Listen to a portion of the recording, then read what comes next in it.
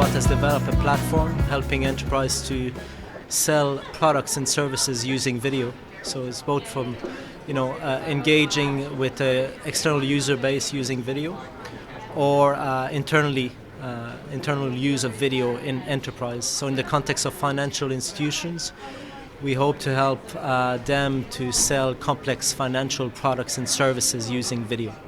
I think it's to clearly state what the startup needs in terms of advice, insights, expertise, mentorship coming from these financial institutions. So Videobot was very lucky to find a good match when we stated our requirements for the next 3 months.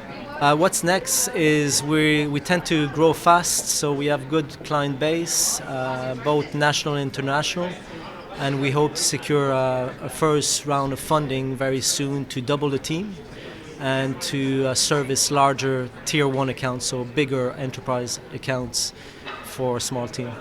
FinTech institutions probably, I would say, from having talked to them over the last few weeks, they do follow tight internal processes in relation to privacy, security, data protection.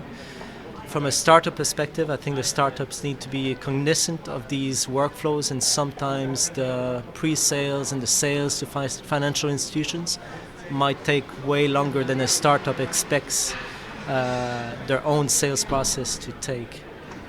So Signature Pay is a payment infrastructure. It's designed for cross-border, cross-currency exchange. So over the traditional payment system, it would take a long time before the money moving from one country to another, and it would be very expensive. What we've built is a near instant settlement system. So the money moves in a few minutes from one country to another. It's extremely cheap, and it doesn't involve an exchange rate, so an exchange fee. I think they were really interested in the fact that we were working on blockchain and Bitcoin technologies, because they see it as the future for their organizations. But it's not just about the technology, it's also about having a real business case and a real business model behind it. So basically we have worked on the commercial aspect as well as the technical aspect so far, but there's a very big part which we have to work on, which is called regulation. And we have to select our partners in different countries, different regions, and according to that, we would fall onto different regulation as well. And then in the EU would be one of our main targets for one side of the business, and therefore we have to probably get regulated in the EU. This really ties into the previous question. Regulation is the first one which comes to my mind, and so in many new innovations, so many new businesses, you have an idea which looks commercially viable, looks technically viable, people want it, but then you realize that it will fall under different kind of regulatory aspects, and you might not be even aware which one you will fall below. Extreme Push is a mobile engagement and analytics platform. So we help brands and financial institutions understand their users and in-app behavior for mobile, okay?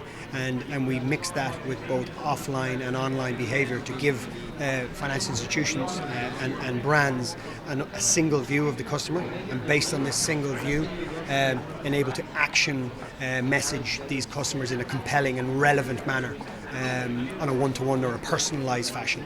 Our particular sector, mobile analytics and mobile engagement, is a real hot space right now, and a lot of companies haven't really got into it, and now they're starting to really analyse the data within the organisations, and to do this you need software like ourselves to get an understanding of what your users are doing, and based on this understanding, deliver compelling calls to actions or conversions for the customers. The financial services vertical for us is really a key sector for us, so we're going hard after it. A lot of financial services companies now are looking for this type of technology, looking to be able to analyse it, so we're just trying to get more traction in this space and get more and more clients on board and grow both organically but also grow rapidly, so we will obviously look at funding options in the future. The biggest challenge for a fintech startup is access to the right personnel in the right financial services, and based on that, building these relationships so as small startups with great technology can be so the financial services companies can get comfortable with this technology and start using it.